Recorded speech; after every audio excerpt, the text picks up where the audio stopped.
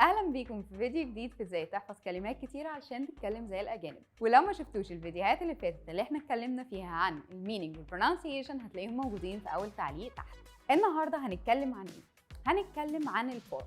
الفورم ده اللي هو تكوين الكلمه وازاي ان انا ابدا استخدم الكلمه بشكل طبيعي جدا في يومي. طيب الفورم ده بيبقى عباره عن ايه؟ كتير مننا بيقع في نفس الغلطه ان احنا نكتب الكلمه لوحدها في عمود. يعني ايه؟ يعني مثلا كلمة elephant وده غلط.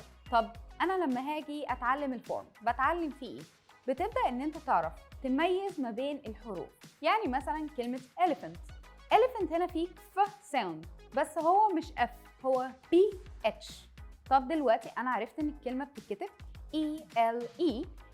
BHANT. ده كده التكوين بتاع الكلمة. تاني حاجة لازم تعرفوا عن الكلمة البارت سبيتش بتاعها، هي موقعها في الجملة ايه؟ يعني noun, adjective, verb, preposition. طب دلوقتي أنا لما باجي أتعلم البارت سبيتش بيفيدني في ايه؟ بيبقى مفيد للخطوة اللي جاية، لأن أنت بعد كده هتعمل ايه؟ هتبدأ إن أنت توظف الكلمة دي في جمل بسيطة. يعني ايه؟ لما أجي مثلا أقول it is an elephant. Elephants are nice and so on. فدلوقتي أنا عرفت الكلمة دي أحطها فين بالظبط في الجملة. دي كده إزاي أعرف الفورم. ونصيحة على السريع، لو عاوز تحفظ كلمات احفظ 7 كلمات بس أو 10. طب ليه؟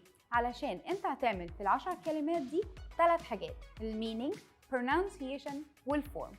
لو انت هتعملها مع 20 كلمة الموضوع هيبقى صعب جدا، لأن ممكن تنسى الكلمة، الفورم، البرونسيشن. فالأحسن إن أنت تستخدم 10 كلمات بس، والأفضل إن هما بيكونوا بيتكلموا عن topic واحد بس. وبكده نكون وصلنا لآخر الفيديو، إن احنا اتكلمنا عن الفورم بتاع الكلمة، التكوين والبارت سبيتش بتاعها، وإزاي تستخدمها في حياتك اليومية، وإزاي إن أنت تستخدمها بشكل طبيعي جدا. استنوني في فيديوهات جديدة. Thank you for listening.